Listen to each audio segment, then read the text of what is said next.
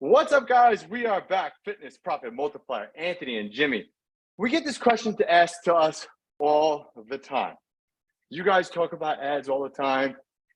How much money should I really be spending on my ads? How much money should I be spending on my ads? How much do I put into ads? So we're going to answer that question for you guys today. And that's a tough question to answer because what's the right answer? We're going to break it down and tell you guys all about it. Yep. So Jimmy, how much money do we spend on ads? Well, it's hard because everybody listening to this episode is wanting me to say $50 a day, $10 a day, or you can get started for $5 a day, right? And there's not really a defined answer to this question. Every business situation is going to be different. What amount can you allocate? What can you comfortably allocate in the beginning? What does your margin look like? What do your numbers look like, right? So this is not a question of you get on this podcast, you listen to it, and I say $100 a day minimum. Do it, done. Doesn't work like that. So if you're looking for a silver bullet answer, this is not the place to come for it. And if somebody tells you a silver bullet answer and says $50 a day, they don't know what they're talking about, because this is a nuanced answer. So if you're listening to gurus out there and they say $50 a day and that's all they say, it's not enough of an answer. The real answer is, what does your conversion rate look like on this advertising, and how does that relate to what you're spending? So, for example, we want our ads to be at least break even on the acquisition. So big businesses will spend more than what they acquire from a client, and they will be in the red for 6 months to a year on ad spend.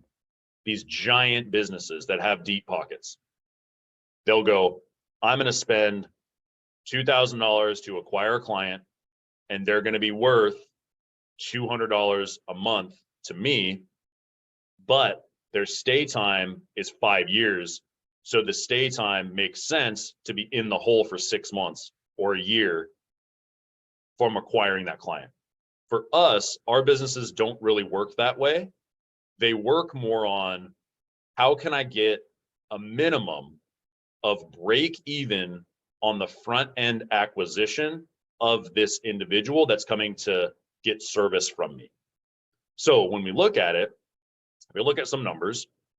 Let's say that your acquisition in the first month of your client coming to your facility is $300. Let's just put that out there, okay? It's $300.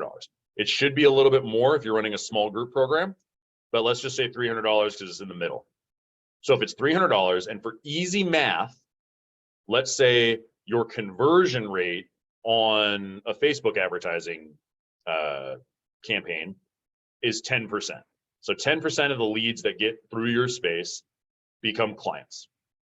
So if your lead cost is $30, then you're right at that level where you're breaking even on the front end acquisition of that individual, right? So you spend $30 per lead, you get 10 leads for $300, and one of those leads becomes and converts into money on the front end of $300. So you are now break even on your ad spend.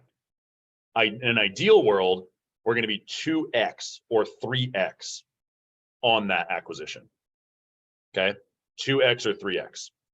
So with 2x or 3x, either our lead cost is $15 and we're acquiring a $300 client, or we're converting at 20% off of that same lead cost.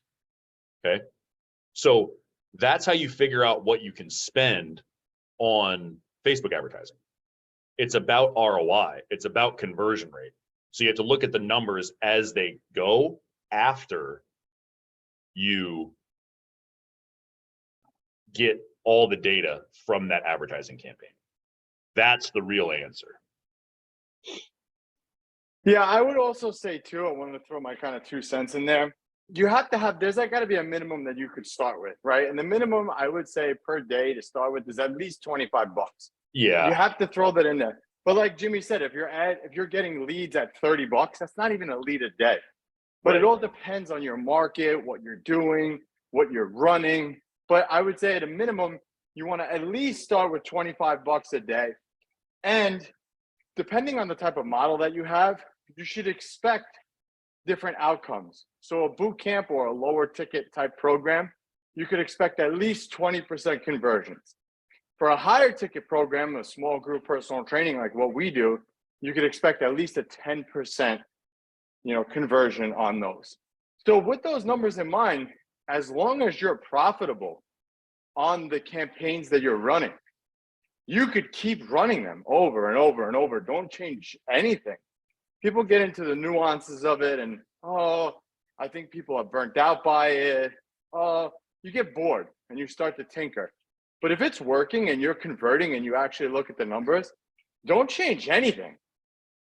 Don't change nothing. Just keep running it, because if it's converting and you're profitable and breaking even on the front end, you're good to go.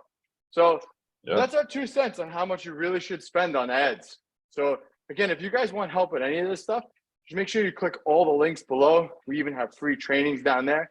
So check those out. And until next time, Anthony and Jimmy, Fitness Profit Multiplier, we are out.